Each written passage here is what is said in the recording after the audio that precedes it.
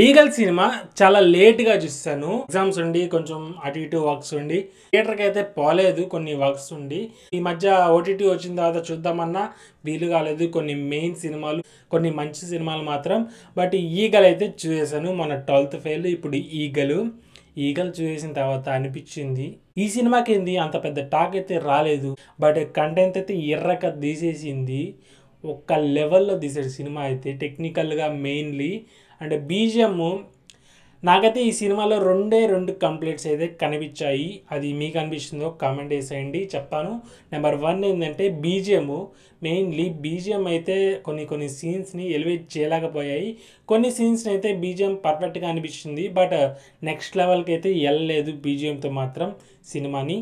And next one వచ్చేసి మన eagle character ఎందుకంత ప్రపంచవ్యాప్తంగా కొంచెం మోస్ట్ వాంటెడ్ క్రిమినల్ అని కొంచెం ఎస్టాబ్లిష్ చేస్తుంటే ఇంకా స్ట్రాంగ్గా బాగుండేది.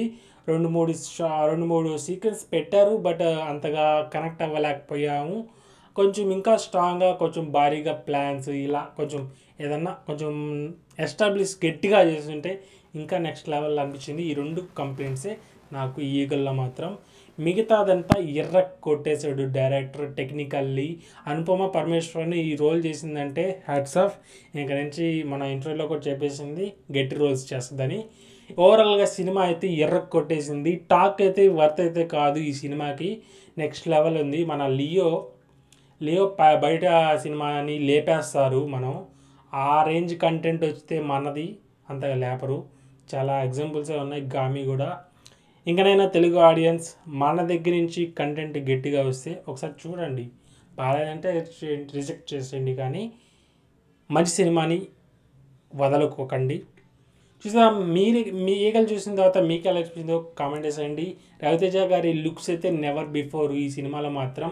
బట్ ఆ గుంపులో సినిమాలాగా వెళ్ళిపోయింది ఇది కూడా. వస్తానే ఉన్నాయి రవితేజ గారి సినిమాలు, అన్నీ ఫ్లాప్లు అవుతావా.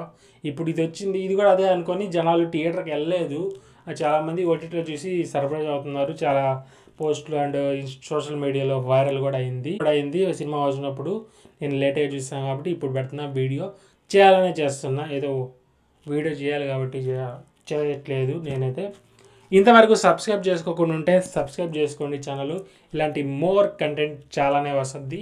రియాక్షన్స్ మెయిన్లీ ఎక్కువ ఉంటాయి, తర్వాత అప్డేట్స్, దాని తర్వాత నెంబర్ వేసుకోండి.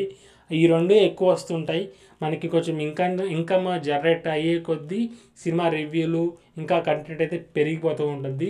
రివ్యూలు కూడా నాకు సెలెక్టెడ్ సినిమాస్ వరకే వెళ్తాను. అన్ని సినిమాలు వెళ్ళాలంటే మన దగ్గర బడ్జెట్ అంత లేదు కదా.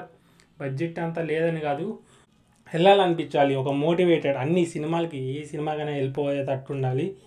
మీరు వీడియోస్ చూస్తే నేను వెళ్ళిపోతా. సబ్స్క్రైబ్ చేసుకోండి. బాయ్.